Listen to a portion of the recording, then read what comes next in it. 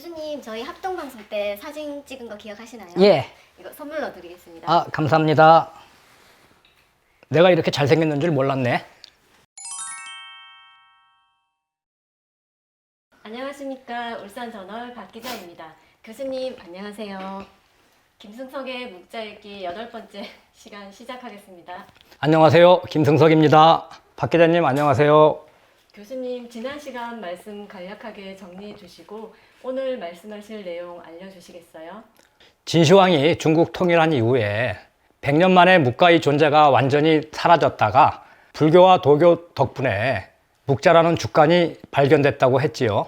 1000년 이상 보관만 되어 오다가 청나라에 와서 책이 발견되었는데 뒤죽박죽된 주간이 하나하나 맞춰 지금의 묵자가 되었다고 했습니다. 크게 5부분으로 구성된 내용 가운데 인문과 신론의 특징을 확인해 보았습니다. 오늘은 나머지 묵경, 대화, 병법의 내용을 살펴보는 시간을 가지도록 하겠습니다. 인문은 심론의 도입부와 같다고 했고 심론은 묵자 사상의 핵심적인 10가지 이론이라는 것을 말씀해 주셨습니다. 세 번째 부분인 묵경은 묵가의 경전이라는 의미겠지요? 네, 그렇습니다.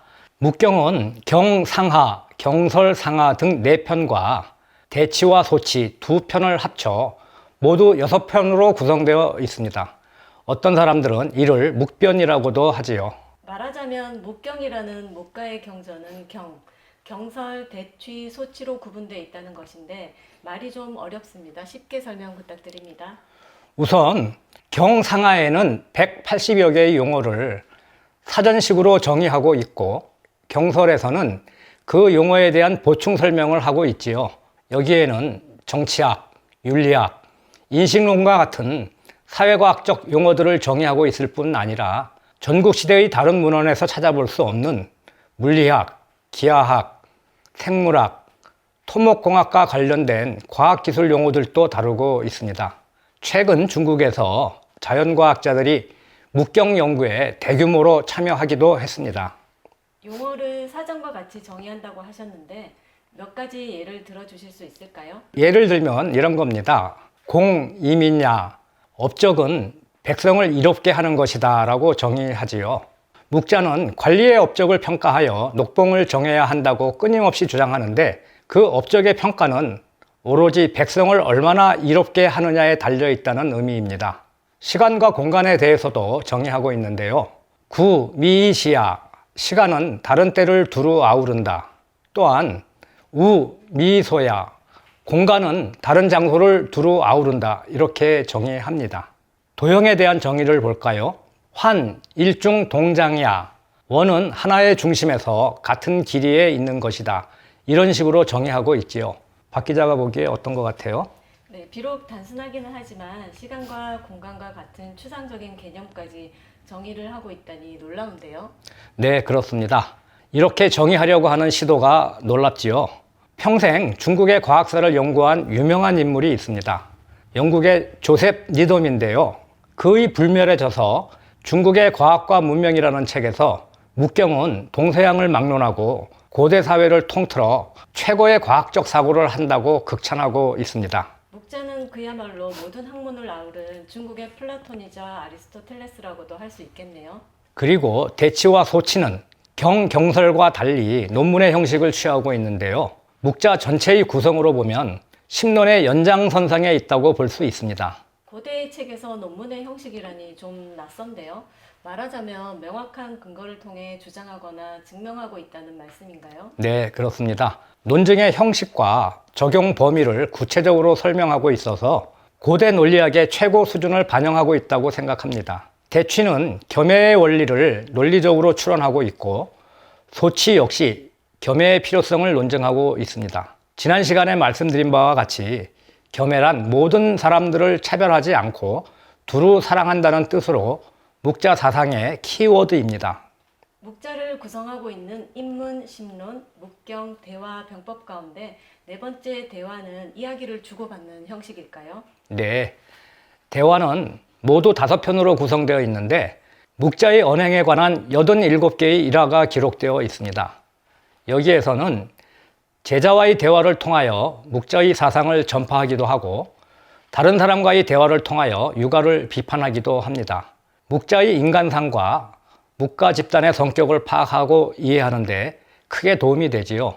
묵자 사상을 대중들에게 쉽게 이해시키고 널리 전파하는데 크게 이바지했다고 생각되네요. 소크라테스도 대화법을 철학의 주요 도구로 활용했고 제자인 플라톤이 그것을 기록으로 남겼다는 것이 기억납니다. 대화라는 것이 자연스럽고 서로 다른 입장을 확인하며 지식과 깨달음을 얻을 수 있는 좋은 방법인 것 같습니다. 지난번 촬영 끝난 뒤 교수님께 말씀 듣기로 묵자는 반전 평화주의자라고 이해했는데 마지막 부분이 병법이네요. 반전 평화주의자가 병법을 저술하다니 잘 이해가 되지 않습니다. 네, 묵자는 반전 평화주의자가 맞습니다. 심론에도 공격전쟁을 비판하는 비공편이 있다고 했지요. 그런데 강대국이 약한 나라를 침략하면 묵자는 자신의 제자들을 이끌고 약속으로 가서 강대국과 맞서 싸우기도 합니다. 철저하게 약자의 편이지요. 이럴 때 어떻게 싸워야 하는지를 설명하고 있습니다. 그래서 병법이라기보다는 수비 위주의 성방어술이라고 하는 것이 더 정확한 표현입니다. 그러면 병법은 어떻게 구성되어 있나요? 병법은 20편으로 구성되어 있는데 그중 9편은 제목과 내용이 모두 없어져서 현재 11편만 전해지고 있습니다. 병법의 글이 모두 위작이라는 설도 있지만 이는 확인하기 어려운 일입니다. 적군이 성을 공격해 올 때 대비하는 성방어술이 주요 내용을 이루고 있지만 성을 공격하는 방법은 전혀 나오지 않습니다. 묵자의 병법이란 공격이 아니라 방어라는 말씀이군요. 이 부분을 읽어보면 중국의 전통적인 병과와 달리 묵자는 전쟁 무기의 중요성을 크게 강조하고 있습니다. 적군이 땅굴을 파고 공격해 오면 냄새가 지독한 약초를 태워 적군이 접근하지 못하게 하는 방법이 나오는데 말린 약초까지 무기로 사용하고 있습니다. 이를 두고 묵자가 인류 최초로 독가스를 사용했다고 해설하는 글을 본 적이 있습니다만 적절한 비유는 아닌 것 같아요. 또한 민심을 통일하여 백성들이 동요하지 않도록 하려면 어떻게 해야 하는지에 대해서도 병가보다 구체적으로 제시하고 있습니다. 병법에 있어서도 묵자는 평화적이고 또한 실용적이면서도 효과적인 이론을 전개하고 있는 것 같습니다. 오늘은 묵자라는 책의 내용을 대략적으로 설명했는데요. 이 책의 문체와 문장에 대해서도 약간의 부연 설명이 필요할 것 같습니다. 제자백가의 서적에서 대표적인 문체는 논어의 대화체, 노자의 운문체, 장자의 산문체 또는 우화체, 순자의 논문체입니다. 문체만으로도 각 제자백가의 성향을 알 수 있을 것도 같은데요. 묵자는 운문체를 제외하고 모든 문체를 다 사용하고 있습니다. 인문의 대부분의 글은 산문체이고 대화의 모든 글들은 대화체이며 대치와 소치는 논문체라고 평가할 수 있습니다. 가장 중요한 심론의 글들은 대부분 대화체와 산문체가 섞여 있는데 이는 주로 묵자가 제자들을 가르치거나 대중들에게 연설한 내용을 기록하고 있기 때문에 강연체라고 표현해야 하지 않을까 생각합니다. 거기에다가 앞서 말씀드린 바와 같이 경과 경설은 단어를 제시하고 그 단어를 정의하는 사전 형식으로 되어 있는데 중국에서는 최초로 시도된 방식입니다. 이러한 서술 방식이 후대에 계승되지 않았기 때문에 중국 철학의 관념화가 오랫동안 지속되지 않았나 생각됩니다. 명확하게 정의하고 설명하지 않았기 때문에 귀에 걸면 귀걸이, 코에 걸면 코걸이가 됐던 것일까요?